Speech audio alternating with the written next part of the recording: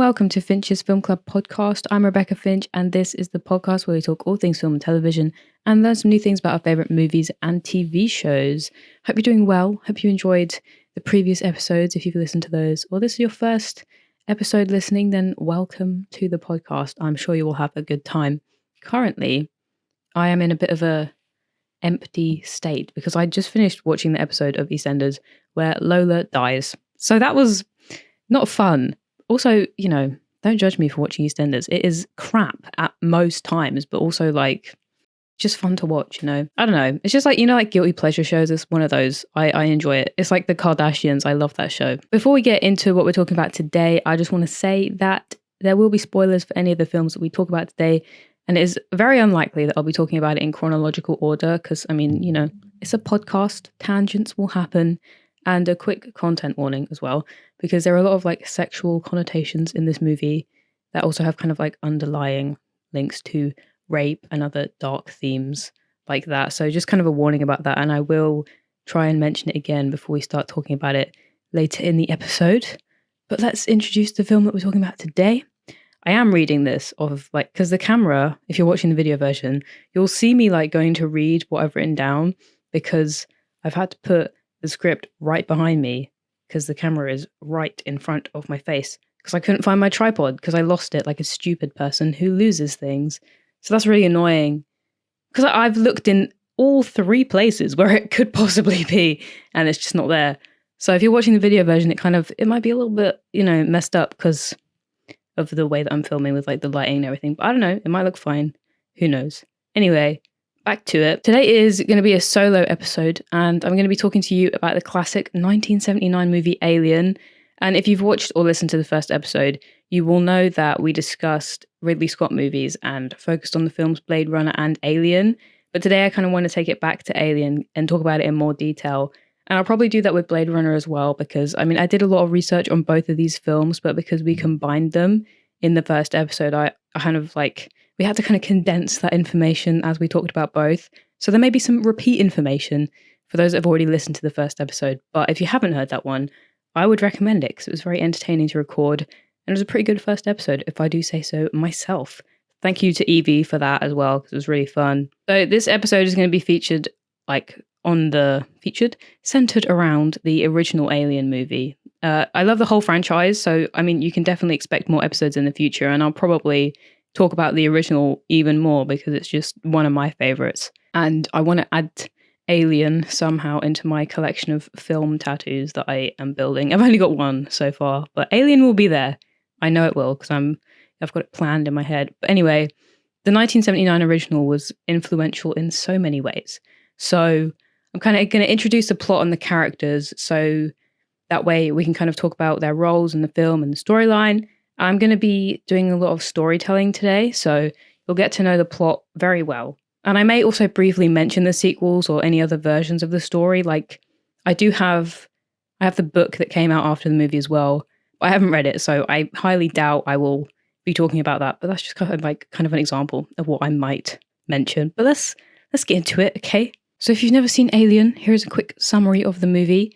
It is a classic science fiction horror film released in 1979, directed by Ridley Scott, and the film takes place in the year 2122, so 100 years from last year, if you will, on board the commercial spaceship Nostromo.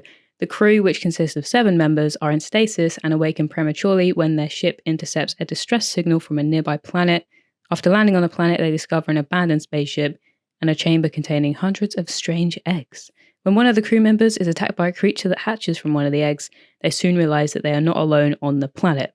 The central character of the film is Ellen Ripley, played by Sigourney Weaver.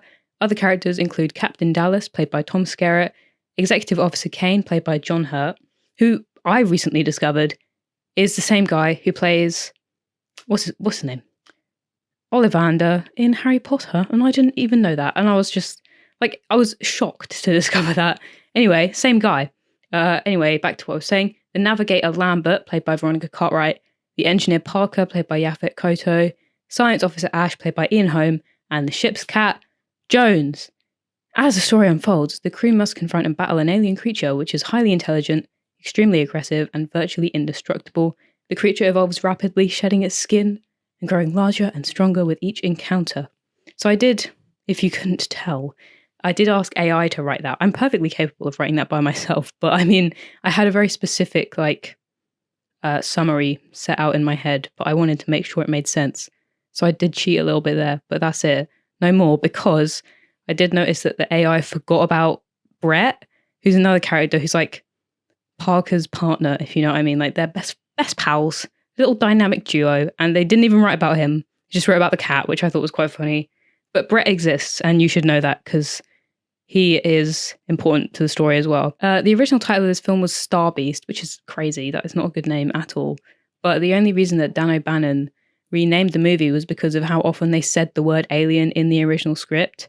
And I believe there were like 8, maybe, rewrites of the script before they got to the final version. So even if they don't say alien like a million times in the current script that became the movie, they said it a lot of times in the original one. So that is why they changed the name to something as simple as Alien, not Star Beast, which is stupid and dumb, in my personal opinion. If it was called Star Beast, it would have a completely different, it have a very different vibe about it. Even if the movie was made exactly the same, it's just not, that's just not it, you know? You don't call it Star Beast. So you now know that Dan O'Bannon was one of the writers of this film. I believe another one was Ronald Shusett, I don't know how to say his name. But Dan O'Bannon was the one that kind of originally did it, and then everyone else kind of jumped on and was like, I want to be involved in writing this film. And as we already know, Ridley Scott was the director of this film. It was only his second ever film, because the first one he did was in 1977, 2 years before, called The Duelist, which is a period piece. So it is vastly different to Alien. It's just not, he did a completely different genre and then jumped onto Alien. It became like the success that it was, which is really crazy for it to only be his like second ever feature film. So well done to Ridley Scott for that. Impressive work. He was not the original director either, because Dan O'Bannon, the writer, wanted to direct it himself, but they were like, no thanks, we kind of don't want you to do that. Then they wanted someone called Walter Hill to do it, who I tried to look up the films that he's directed before, but I don't know them. So I don't really know anything about Walter Hill, but he said no because of the amount of visual effects that the film would have had, and he did not want to take care of any of that. Then they wanted Steven Spielberg, but he was busy, so he said no. But if he wasn't busy, I don't know if he would have said yes anyway, because, I mean, he had success with sci-fi in recent times anyway, with Close Encounters and Jaws. I mean, Jaws is sci-fi, right? Because it's a big shark. It's like scientific. But he was busy and he said no. And the only reason that Alien got greenlit is because of like Star Wars and other sci-fi films at the time. Because the success of those was like impressive to the executives at Fox. They didn't want to greenlight this movie because they didn't want to get involved in sci-fi. They didn't want to release a movie of that genre. So they're like, no thanks. Then they noticed the success of the other ones and then compared it to kind of the Alien script and what they had prepared. And that's the only reason they said yes. Because even though Alien is great, that was not the reason they said yes. It was because of their competitors, not because of how good the film was. So there you go. Fun little story about how it got started. When the film actually starts, there's a lot of visual storytelling right at the beginning, because obviously it's Ridley Scott and he's a very visual director from his past experience directing television commercials and everything like that. In the establishing shots of the film, where they kind of outside of the Nostromo spaceship, they use models for that, because of course it's not a real spaceship. But he used models, and then what they did was they had a camera on like I forgot the name of it, really annoying, but it's like a driver sort of thing that the camera is standing on, almost like a tripod, I guess, if you want to call it that. But it was moving around the model so that it could obviously look like the spaceship was moving through space, but it was going at like 2 frames per second, so that it would be slow enough to make the spaceship look a realistic speed, if you will. And they used matte paintings as well. That sounds like a person's name. It's not. It's like, paintings. To do like the scenes of, when they go to the alien planet and there's like the big crash spaceship and everything. That's obviously not real, even though you could probably just do it with green screen now. it was a painting. And even though it was a painting, it does still look good now. You know what I mean? Because I think even in like the high definition version, the remastered version or whatever it is, it still looks great. So it very much worked for Ridley Scott and his little visual techniques that he used with paintings and models. I want to now move on to talking about the characters a little bit more. So Ridley Scott, apparently, right, there's two stories to this, and I haven't found out which one's true, but Ridley Scott allowed, apparently, the characters to have their story flesh out during production because there was like no true character development at that time because of, I don't know if it was like a time thing, if they didn't have enough time, or if it just wasn't written in a way that the characters would develop. But he allowed them to develop over time in the movie. But then there's like another side of it where Ridley Scott apparently gave them all like loads of pages of backstory for their character so that they could have a better understanding. But I don't know which one of those is true. I don't know if it's both of them, if he wrote those pages because there wasn't any character development, or if there was no character development and he just let it happen. Do you know what I mean? So I don't know which one of those is true, but there you go. Two little potential things that happened. And one particular character that I think is interesting and kind of overlooked at times is Lambert, the navigator, played by Veronica Cartwright. So Ridley Scott wanted Lambert to portray a very specific emotion in the film, wanted her character to kind of take on a certain role or viewpoint in the horror that's taking place on the ship. She is supposed to represent the audience in that movie. And Veronica Cartwright was like, she thought she got cast as Ripley until she went to like a costume session in London, and they explained to her, oh, this is the outfit that Lambert's going to wear, all that kind of stuff. And she was like, I thought I was Ripley. Like, I don't want to play Lambert because she's an unstable character. And I don't know if I can kind of work with those emotions that she's experiencing. But I think she was in a horror film before. I think she was in The Birds. So I don't know. But she thought she was Ripley. She was not. She was Lambert. And then, even though she didn't want to do it, Ridley Scott explained to her that Lambert was supposed to represent the audience and their feelings. And then she was like, oh, that sounds cool. I'll definitely do it now. So that's how Lambert was cast. I feel like a lot of the time in science fiction movies, not all the time, of course, but most of the time, it kind of seems like the characters magically become like really strong and like decide they're going to just face this monster or whatever danger it is. And they're just suddenly the bravest people on earth. But Lambert's kind of like supposed to be a realistic representation of being terrified. She was literally petrified of this alien, and rightfully so. You know, this beast is like, how are you going to survive that? So she was terrified, and that is a valid reaction. So I think that Lambert's very interesting in that sense as well. And my favorite fact about Lambert, which I only discovered recently, and a lot of other people from like my research, what I've discovered is that a lot of other people have only found this out recently too. But Lambert is transgender. I don't know if she is the first transgender character of that time or if she's just like one of the earliest, but either way, she is one of the earliest transgender characters in film and television, because in the sequel, Aliens, there is kind of like a board meeting and all the profiles of the crew members of the Nostromo are coming up in the background, you know, like when they're in the room with Carter Burke and all those people, there's like these blue screens in the background and it has these characters on it. Lambert is there, and it says that she was assigned male when she was born. And it's like a really, it doesn't say that in the exact words, but you know what I mean? It's like she is a transgender character. And it's a very subtle detail. So that's why a lot of people have never noticed it. And I don't know if it was something that was decided by Ridley Scott or the original writers of the 1979 Alien, or if it was something that James Cameron wanted for the sequel specifically to go on from that point. But I still think that's really interesting. So there you go, fun fact of the day for you. Now let's move on to Ripley, because there's so much to say about Ellen Ripley. She's played by Sigourney Weaver and is the central character of the film. And like I've already said, she is the hero and she's incredibly clever. Although I think even though she is super smart, some of it just seems like common sense that the other characters don't seem to have. Because, you know, she starts off as like a more quiet character to begin with. And as the film goes on, she kind of has this powerful, intelligent side of her come out. When she's put in charge, for example, and she yells at Parker, she's incredibly stressed, but she maintains that like level of being in charge. And it's just like, she's a great character. The male crew members also kind of see her cautiousness, because she's very cautious, like in when she wants to not let everyone back on the ship, you know, we'll talk about that in a minute, but she's very cautious, and the male characters see that as like a hindrance to their mission. But she's just smarter than all of them because they all die and she doesn't. So I guess that worked out pretty well for her. Now, Sigourney Weaver had actually only been in one movie prior to Alien. She was very kind of known in the theatre space, but she was not in like a proper feature film until Alien came along. And I imagine that the people at Fox would have wanted Ellen Ripley to be like a proper star actor, because it could have been a man, you know, because all of the 7 crew members were not written with a specific kind of male or female role.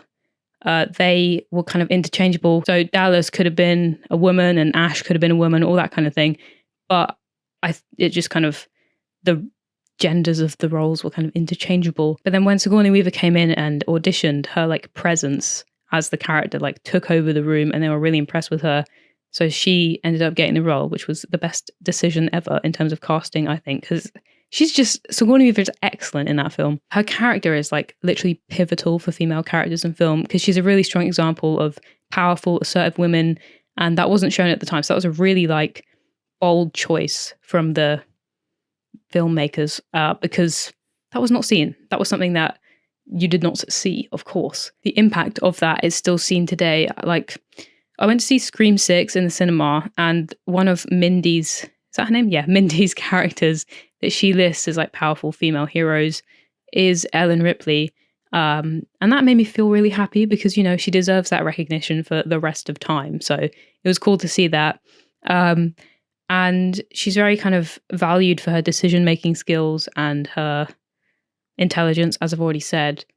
So that's why, like, she's an excellent character, I think. Now I want to talk about Ash, who's the science officer on the ship. So his technical knowledge, intelligence, all that is kind of appreciated by the crew, but he's almost immediately suspicious, and he's just really weird, and I don't like him.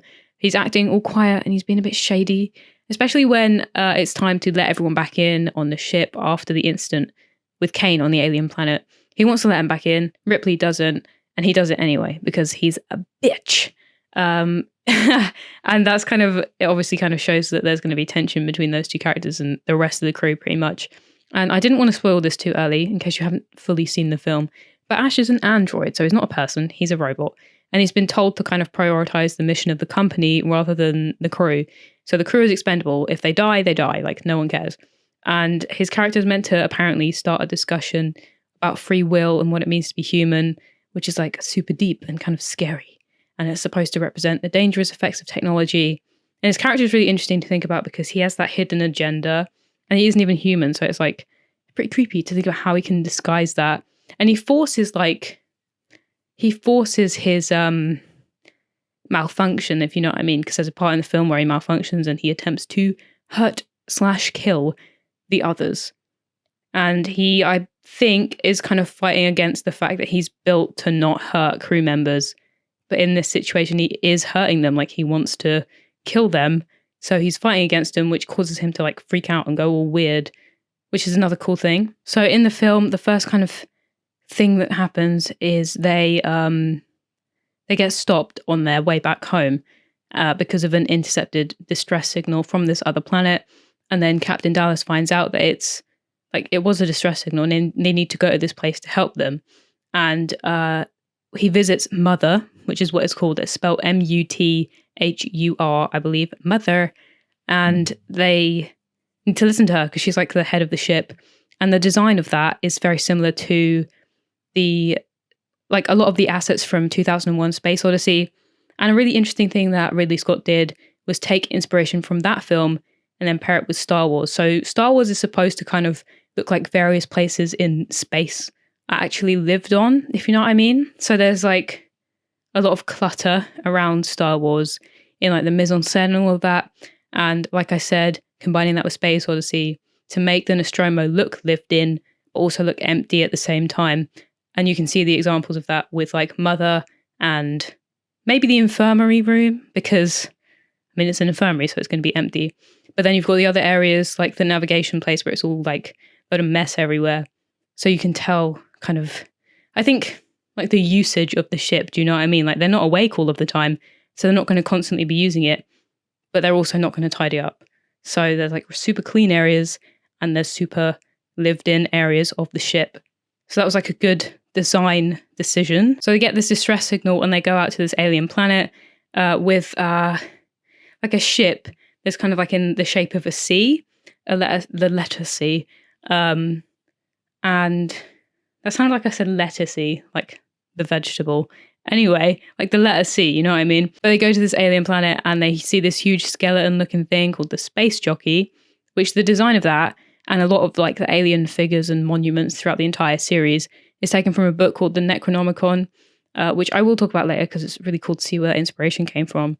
But anyway, so they land on this planet, see the space jockey, they discover this area, this hole in the floor that leads down to a bunch of like leathery eggs is what they're called in the film, which is gross. But this hole in the floor was actually made from acid. They don't know that yet, but it was like clearly burned through because the space jockey, the skeleton, has like broken ribs from something bursting out of the chest. And of course, you can see the connection there. In those scenes on the alien planet with the space jockey and the egg room, they didn't have the budget to build two huge separate sets. So what Ridley Scott and like set designers did was they built half and half. So they had the egg room on one side and the space jockey on the other side.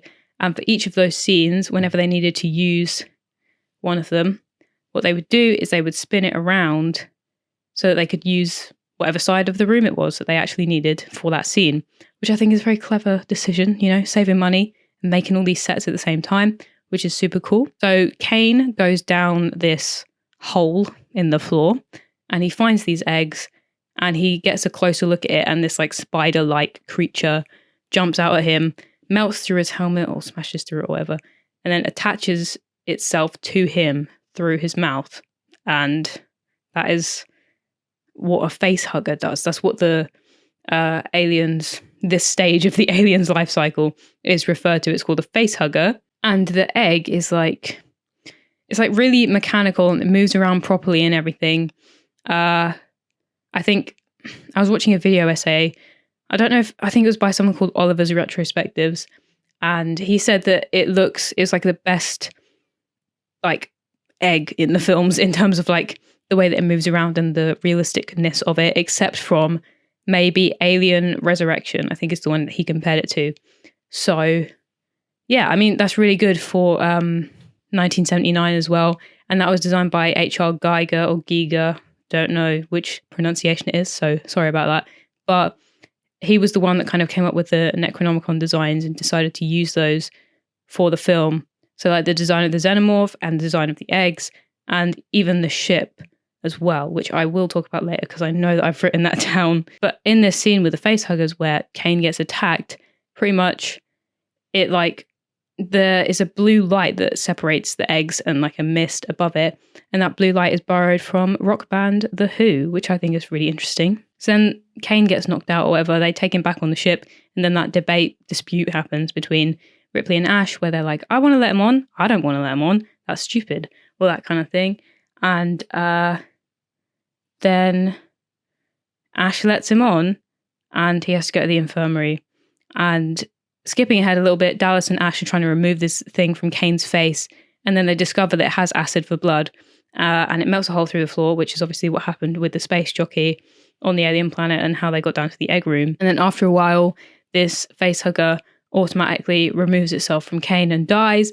They find it dead in the infirmary, and Ash wants to keep it and send it to the company for research, but that's like his secret little mission that no one else knows about. And this is where Ripley kind of straight up says to Dallas that like she doesn't trust him. And what they did was with the facehugger, when it was dead on the floor, you can see kind of like its insides almost. And they used like fish meat for that and shellfish to make it look like a dead alien creature. So that's how they made that. Before I talk about this next bit, little content warning for those themes that I mentioned in the intro, because the facehugger alien and the way that it latches onto Kane's face and pretty much the whole growth cycle of the alien is supposed to represent like, I don't know if it's supposed to or if it's like a fan thing that they've come up with or decided on. It's supposed to represent like oral rape because the alien obviously attacks Kane through its mouth. And when the iconic like chest burster scene happens, you can see the shape of the alien.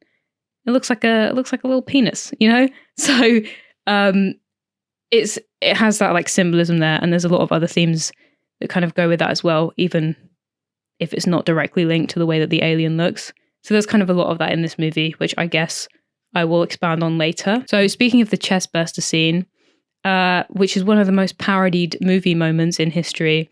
I think I mentioned in the first episode of the podcast that they did it in Shrek 2 when Puss in Boots attacks Shrek and rips through his shirt. And it's literally like seen everywhere in pop culture. The cast never actually saw this scene before they shot it. So their reactions to the xenomorph baby popping out of Kane are completely genuine. So Veronica Cartwright, who plays Lambert, the blood, like a stream of fake blood shot directly at her and she slipped over. And that was real. So none of them had seen like the alien beforehand. They knew that something was going to be exploding out of the chest, but like they hadn't seen what this monster looked like and what was going to happen because there was so much blood, and they were all genuinely terrified whenever they saw it happen for the first time. So it was like a perfect take because it was the only take they did of that. Ridley Scott like really stuck to his storyboard and vision for all of this as well. So the violent scenes and everything, they tried to do it as much to Ridley's like vision as possible. So with the chestburster scene, what they did was they had John Hurt's arms and his head popping out through the table, and then the fake body on top, and there was a puppeteer underneath Kane's body that would like burst the alien through the chest with all the blood and everything. And I think that looks pretty good in terms of like, because it's not actually attached to his body, but you know, you can't really tell. And I've looked for it in other times I've watched the film to see if I can catch it, but I can't really. So I think that's pretty good. Another thing that I found out was that Dan O'Bannon, the writer, had severe stomachache, and I think that turned out to be like he had Crohn's disease or something. So he wanted to use the chestburster scene as a way to show off the pain that he was experiencing with like real life health issues, which is kind of interesting because I didn't think about that until I had obviously read this. I had no idea. So that's a really cool fact. Also not cool because, you know, he was in so much pain that apparently felt like an alien was bursting out of his chest, which is crazy. But as you can imagine, after this alien thing happens, the chestburster scene, it you know, you can kind of guess where we go from here. A lot of chaos ensues. Next person who dies is Brett, the guy that we mentioned earlier, or the AI failed to mention. Pretty much what happens here is Brett, he lets Jones the cat out of when they were trying to catch this little xenomorph, and he lets the cat run away because they had these motion trackers, but he had to get the cat anyway because otherwise the cat would mess up the movement on the motion trackers. So he went to look for the cat by himself, which was a stupid mistake on Ripley and Parker's part because they were the ones that were like, you let this cat away, you need to go get him by yourself. Then he gets attacked by the full-grown xenomorph, which is obviously grown in like 2 seconds. And what they did with the xenomorph is, even though they'd worked really hard on this like latex outfit for the guy that was wearing it, Ridley Scott only used like obscured shots of the alien in the film to kind of show how scary it was and to like not show it to the audience all the time because you can never see the full thing. But the guy who was in the alien suit was like an art student from London, and they just randomly found him in a pub and they were like, you are so tall, we need to use you in our film. And that is how they met that guy, and that's how he became the alien as well. So now that you've sort of had a look at what the fully grown creature looks like, you can see the inspiration from the Necronomicon book that I talked about. The Necronomicon is a fictional, like, grimoire, I think it's called, that relates to the work of H.P. Lovecraft and other horror writers, and it is said to bring about really dangerous or otherworldly experiences, so the reader should take extreme caution with it. And that's always creepy, you know, telling you to take extreme caution when reading a book and all that kind of stuff. But the book is referenced in a subtle way, for those that aren't really aware of it, unless you have obviously seen the designs before and you're like, wow, that really looks like this Necronomicon book. But H.R. Geiger, who had previously designed a creature or some form of art called the Necronom 4, and that obviously was taken from that book as well. And if you literally like Google Necronomicon and Alien, the designs are so clear. Like some of it looks exactly the same, some of it's just inspiration. And then obviously if you look at them, you can kind of see that phallic symbolism in the design. So like the xenomorph penis shaped head, you know, it's very explicitly there. So you can also see the designs in like the set design, you know, like the space jockey and all that. And then the ship itself, the Nostromo, what they did was not only did they film all of it inside of like a fake ship, so the cast actually were inside the ship running through the hallways and everything, so it really felt like they were in this environment. But the walls and like the tubing along the walls and everything is supposed to kind of represent, like, it's supposed to feel like the ship is a living creature, if you know what I mean. So it had that kind of vibe to it as well, which was also taken from like horror and Necronomicon kind of stuff, as if the ship was its own person and was actively working against them. There's also another reference to H.P. Lovecraft's work in the fact that the fictional company that owns the Nostromo is called Weyland-Yutani, and Weyland is the surname of a character from a book, and Yutani is the name of like a popular Japanese company at the time. So that's how that name came about. And again, if you've listened to the first episode, you'll know that we talked a lot about the game series Fallout, because there are so many random links between Ridley Scott's popular movies and the Fallout games. Like there's even more here because Fallout takes inspiration from H.P. Lovecraft as well.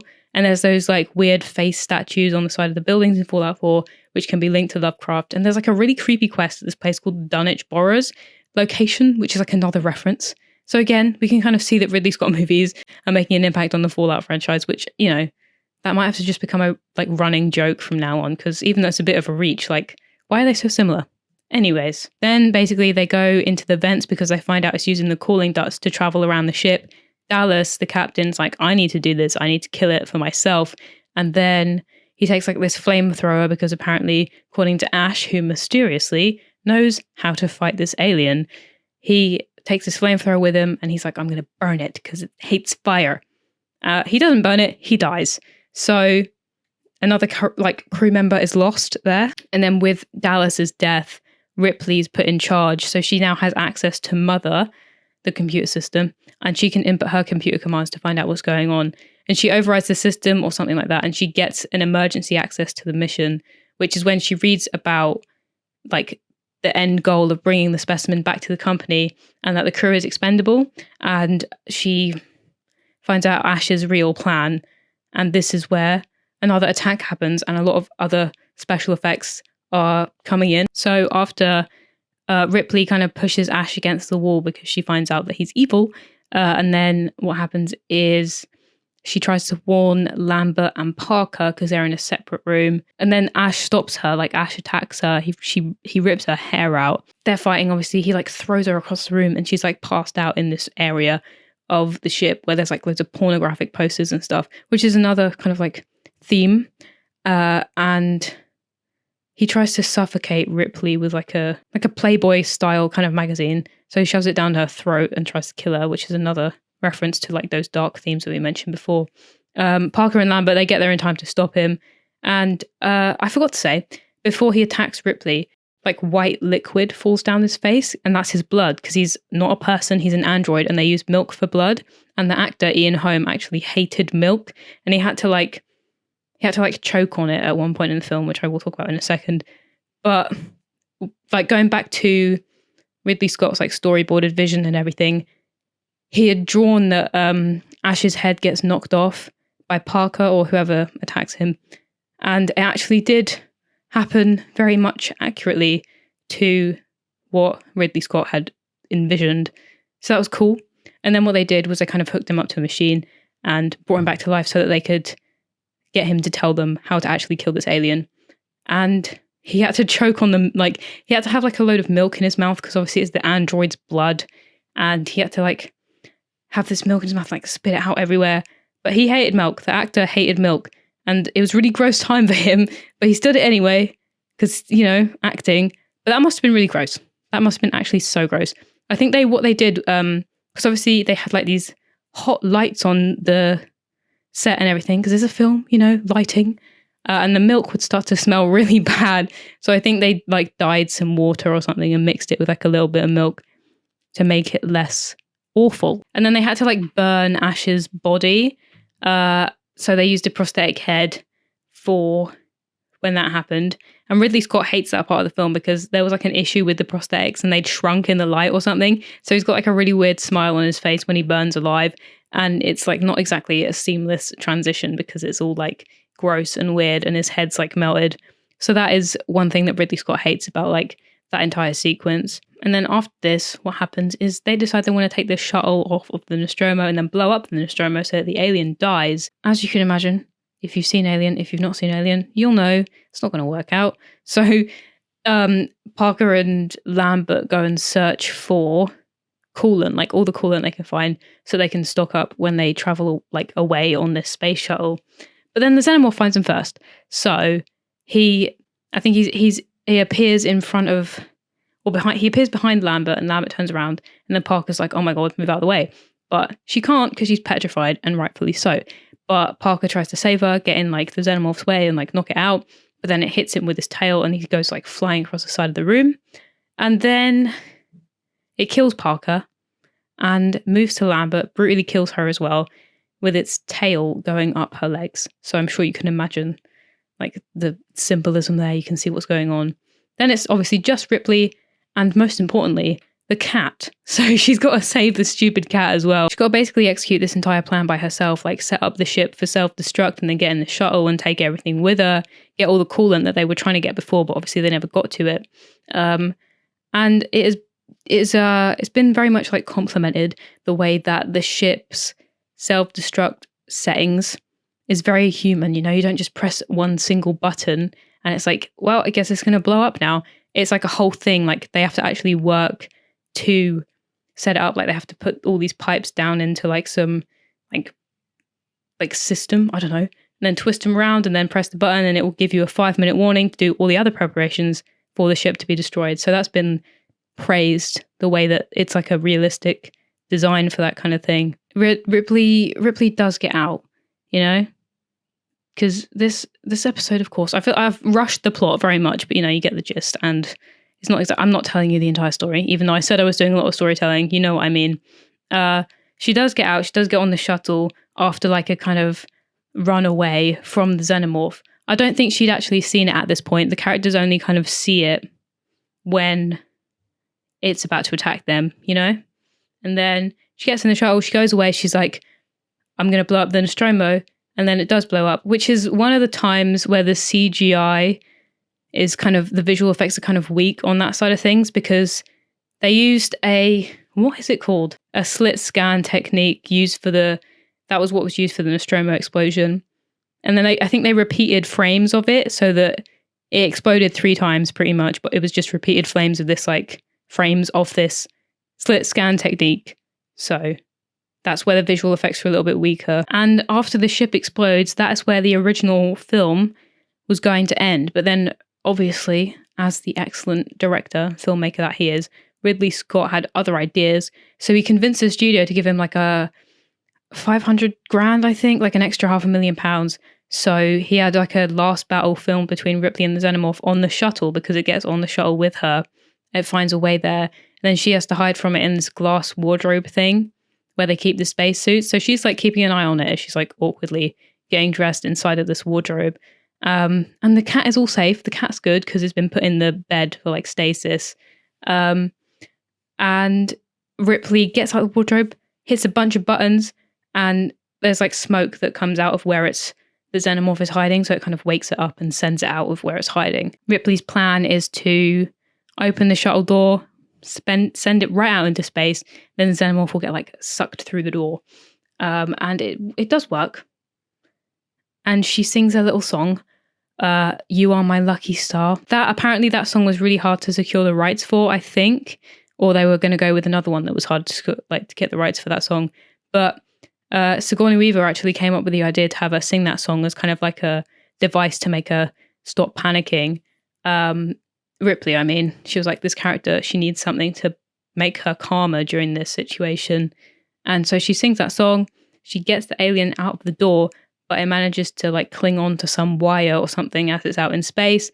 And then what she does is she turns the engines on, like the blast engines, and then the Xenomorph is like launched back into the emptiness of space. And that's how it ends. And Ripley like delivers her final lines. She goes like, this is Ripley, last survivor of the Nostromo, signing off. That's what she said. That's how it ends. However, Ridley Scott wanted this really gruesome ending. Are you ready? He wanted the Xenomorph to bite off Ripley's head, record her final message, what I just said pretty much, record that message using her voice and stay on the ship, I'm assuming, in order to reach other ships and continue its little reign of terror. Little reign of terror, massive, terrifying reign of terror.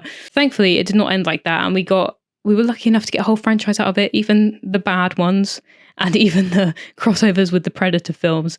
We still had that whole franchise, and I still think it's like really good in general, even if there are bad films in that mix. But it's fine because like the legacy is there, you know, with the first one being so iconic and the amazing characters that it produced. And then the sequel, Aliens, which has been referred to as the best sequel of all time. It's been called that. I'm not saying it is, I'm just saying it's very much been called the best sequel of all time. The 1979 movie was nominated for 2 Oscars, one for Best Art Direction and the other for Best Visual Effects. It won for visual effects because, of course, it was very impressive.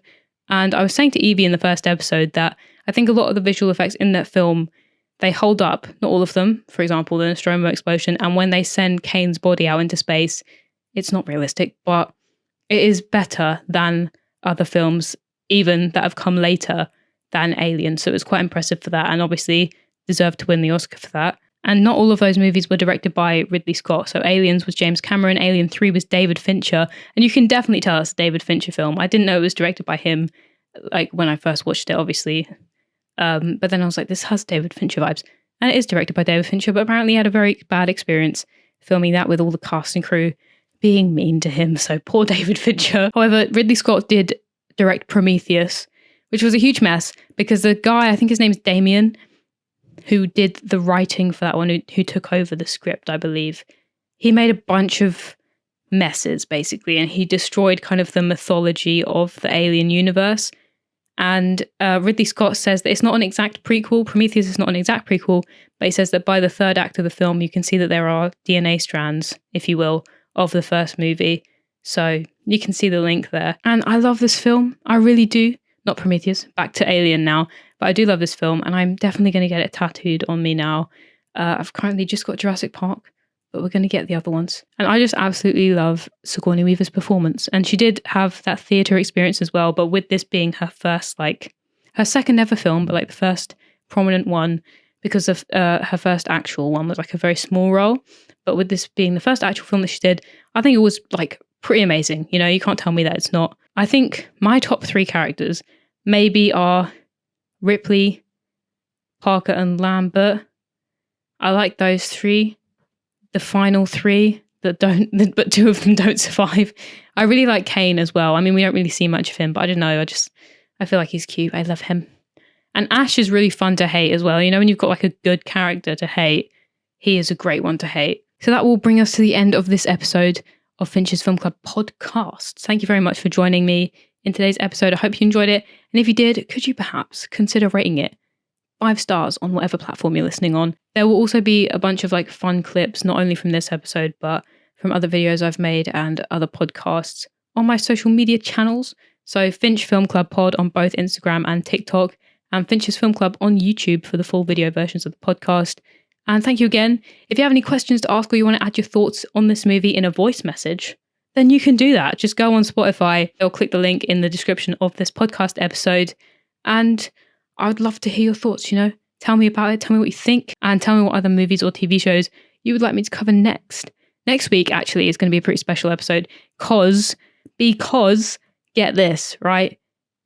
The 9th of June, which is conveniently a Friday, which is the day that my podcasts are posted, is the 30-year anniversary of the premiere of Jurassic Park, in the US anyway. The 9th of June was the premiere. It was released on the 11th, and in the UK, it was released in July, I think. But next Friday is the 30-year anniversary of the premiere, which means only one thing. Next week's episode is Jurassic Park, and I'm really excited about it. So you should listen to that one as well. Set your reminders for it. Hope you enjoyed this episode all about Alien. Don't forget to follow me on social medias, rate this podcast 5 stars, and I'll see you next time. Thank you very much.